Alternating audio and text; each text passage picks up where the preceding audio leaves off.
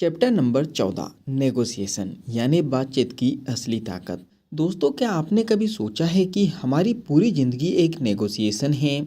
सुबह उठते ही जब बच्चा अपनी माँ से कहता है 5 मिनट और सोने दो ना, ये भी नेगोशिएशन है। जब आप सब्जी वाले से कहते हो भैया 60 रुपये मत लगाओ 50 में दे दो, ये भी एक नेगोशिएशन है। जब आप अपने बॉस से कहते हो सर थोड़ा इंक्रीमेंट हो जाए, तब भी आप नेगोशिएशन ही कर रहे होते हो। नेगोशिएशन हमारे रोज़मर्रा की ज़िंदगी का इतना अहम हिस्सा है कि हम कभी सोचते ही नहीं है कि हम इसे सीख सकते हैं, इम्प्रूव कर सकते हैं और इससे अपने फ़ायदे को कई गुना बढ़ा सकते हैं। लेकिन सबसे बड़ा सवाल, नेगोशिएशन का मतलब क्या है? क्या नेगोशिएशन का मतलब है कि मैं जीतूं और सामने वाला हारे, या नेगोशिएशन ऐसा खेल है जिसमें दोनों जीत सके? आज हम द पर्सनल एमबीए के चैप्टर नंबर 14 में नेगोशिएशन की गहराई को समझेंगे। हम सीखेंगे नेगोशिएशन असल में है क्या, एंकरिंग, बैठना और विन विन जैसे प्रिंसिपल, नेगोशिएशन करते वक्त कॉमन मिस्टेक्स और वो प्रैक्टिकल टूल्स जिन्हें आप कल से अपनी लाइफ में अप्लाई कर सकते हो। तो तैयार हो जाइए नेगोशिएशन की असली ताकत को समझने के लिए। सेक्शन नंबर 1, नेगोशिएशन की असली परिभाषा।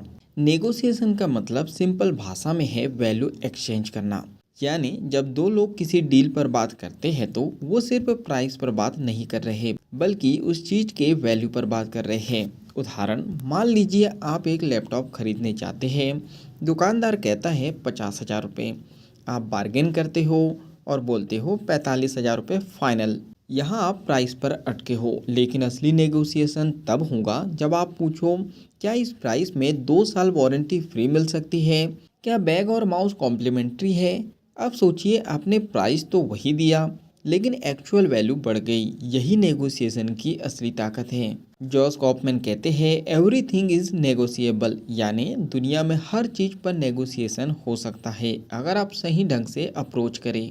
सोचिए, आपकी ज़िंदगी का सबसे बड़ा नेगोशिएशन कौन सा रहा है? पहली सैलरी, घर खरीदना या शादी में बारातियों की आइसक्रीम की मांग। Section number 2, value not price. Negotiation का सबसे बड़ा धोखा यही है कि लोग सिर्फ प्राइस पर अटक जाते हैं, लेकिन असली खेल प्राइस का नहीं, वैल्यू परसेप्शन का है। उदाहरण, दो मोबाइल शॉप है। एक कहता है सर 15,000 का फ़ोन है, डिस्काउंट 500 रुपये का मिलेगा।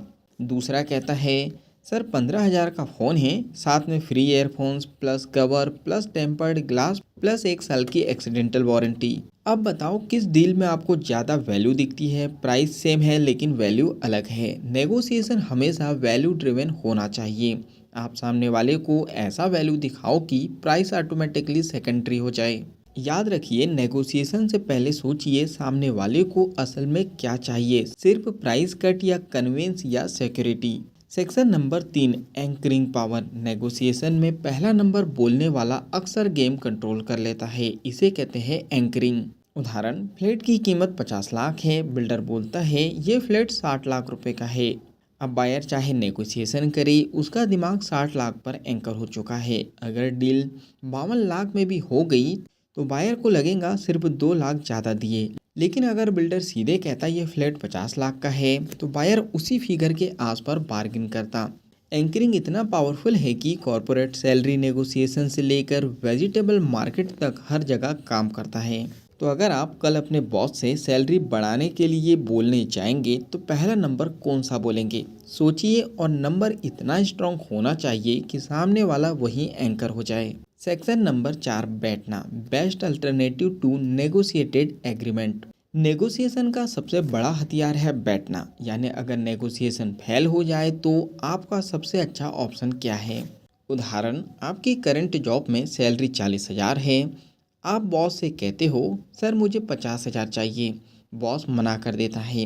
अगर आपके पास दूसरी कंपनी का ऑफर 48,000 का है तो आपका बैठना स्ट्रांग है। लेकिन अगर आपके पास कोई दूसरा ऑप्शन ही नहीं है तो आपको कॉम्प्रोमाइज़ करना पड़ेगा। इसलिए हर नेगोशिएशन से पहले अपना बैठना क्लियर रखो। स्ट्रांग बैठना इक्वल टू स्ट्रांग कॉन्फिडेंस। उदाहरण, शादी में लड़की वाले कहते हैं हम 500 लोगों का खाना करेंगे। लड़के वाले कहते हैं हमें 700 चाहिए।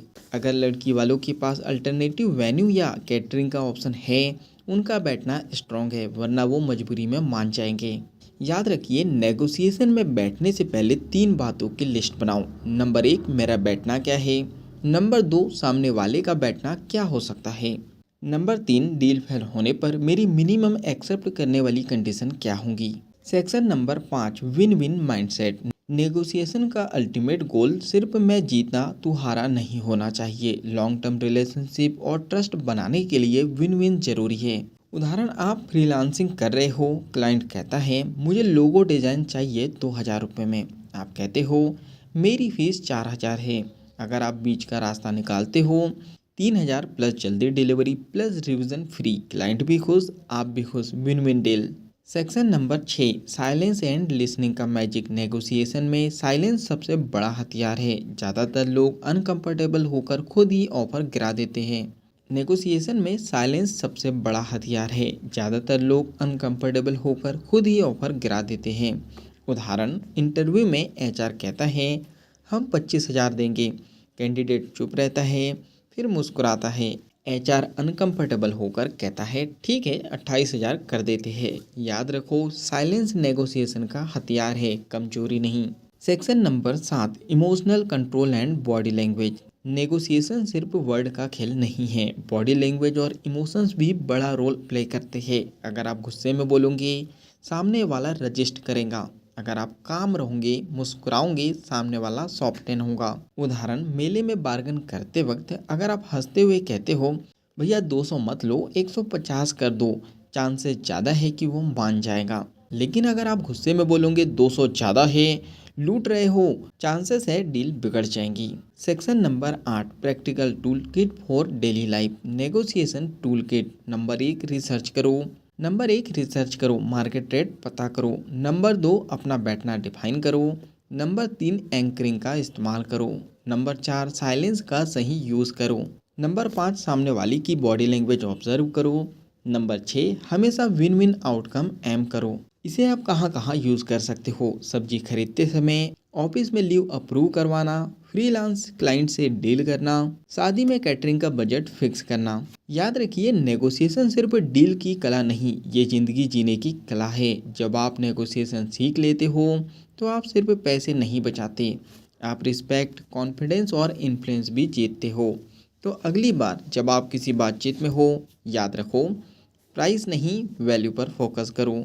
साइलेंस को हथियार बनाओ और हमेशा विन विन सोचो। नेगोशिएशन वही करता है जो अपनी वैल्यू समझता है और दूसरों की वैल्यू भी अप्रिशिएट करता है।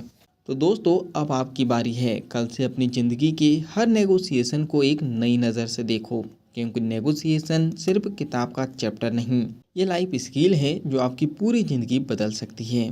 तो ये चैप्टर यहीं पर समाप्त होता है। अगर आपको ये ऑडियो बुक समरी पसंद आ रही हो तो आप वीडियो को लाइक कर सकते हो, कमेंट्स करके बता सकते हो कि इस चैप्टर में आपने क्या सीखा है और आने वाले चैप्टर में आप क्या सीखना चाहते हो। इस ऑडियो बुक को आप ज़्यादा से ज़्यादा लोगों तक के शेयर कर सकते हो, क्योंकि जब हम दूसरों की हेल्प करते हैं तो ये नेचर हमारी हेल्प करता है। जल्दी से चैनल को सब्सक्राइब कर लीजिए, बेल आइकन को दबा दीजिए ताकि अगला चैप्टर मिस ना हो सके। तो बाकी हम लोग मिलेंगे अगले चैप्टर में इसी तरह हंसते हुए, मुस्कुराते हुए, लाइफ में कुछ नया नया सीखते हुए। जब तक के लिए thank you so much, bye bye and go for success.